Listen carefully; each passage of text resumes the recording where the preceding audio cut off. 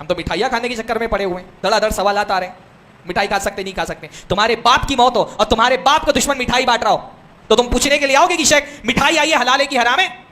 ہاں, تمہارے باپ کی موت پر تمہارے باپ کا دشمن مٹھائی بانٹ رہا ہے, پوچھنے کے لیے آؤ گے حلال ہے کہ حرام ہے؟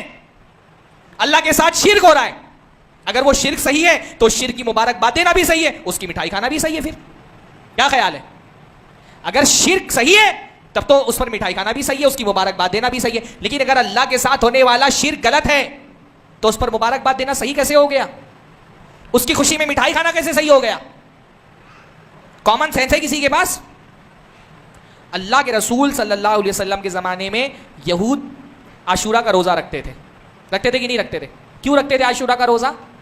کیونکہ حضرت موسیٰ کو 10ویں محرم کو فرعون سے فتح ملی تھی, فرعون غرقاب ہوا تھا, حضرت موسیٰ فتح یاب ہوئے تھے, اور اس خوشی میں کیا کرتے تھے؟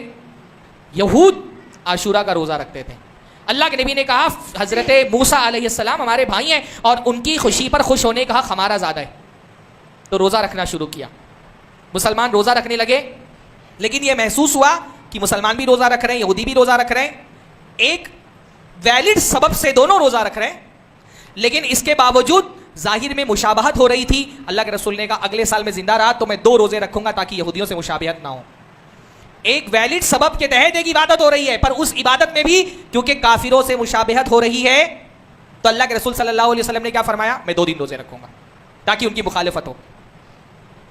یہاں ہم شرکیہ تہواروں میں کافروں کی مشابہت اختیار کرنے کے لیے پہنچ گئے. اور مسئلہ صرف مٹھائی کا نہیں ہے, مبارکبادیاں دی جا رہی ہیں, بلکہ ایک طبقہ تو آگے بڑھ کر کے جشنی منا رہے ہیں, پٹاخے پھوڑ رہا ہے, پھلجھڑیاں جلا رہا ہے, پورے طور پہ ہر تہوار میں شریک ہو رہا ہے. بھائی اللہ تعالیٰ کے ساتھ شرک ہو رہا ہے. اللہ کے بندے تم زبان سے نہیں روک پا رہے, تم ہاتھ سے نہیں روک پا رہے, ٹھیک ہے تم کمزور ہو, آخری درجہ کیا ہے کہ دل میں برا جانتے ہیں نا؟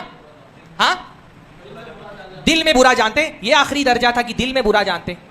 بھائی ہاتھ تمہارے اختیار میں نہیں ہے, تمہارے جسم پر لوگوں کی حکومت ہے, اپنے جسم تمہارے اختیار میں نہیں ہے, تمہارا دل تو تمہارے اختیار میں ہے نا, کہ تمہارے دل کو کسی نے مجبور کر کے رکھا ہے کہ تم دل میں بھی شرک کو برا نہیں جان سکتے. دل میں برا جان لیتے ہاں, لیکن تم تو مبارکبادیاں بانٹ رہے ہو. جس چیز کو انسان دل میں برا سمجھے گا اس پر مبارکبادی دے گا. کس چیز کی مبارکباد دے رہے ہیں آپ بھائی؟ اللہ کے ساتھ شرک ہو رہا ہے, شرک برکت والی چیز ہے. مبارکبادی کا مطلب کیا ہوتا ہے؟ اللہ تعالیٰ خوب برکت دے. کس میں برکت دے بھائی؟ اس کے شرک میں برکت دے. اللہ فلاں تہوار مبارک, فلاں تہوار مبارک, ہیپی فلاں ڈے, ہیپی فلاں ڈے, یہ ہیپی ہونے والی چیز ہے. اللہ کے ساتھ شرک ہو رہا ہے, کم سے کم دل میں تو تکلیف رکھو.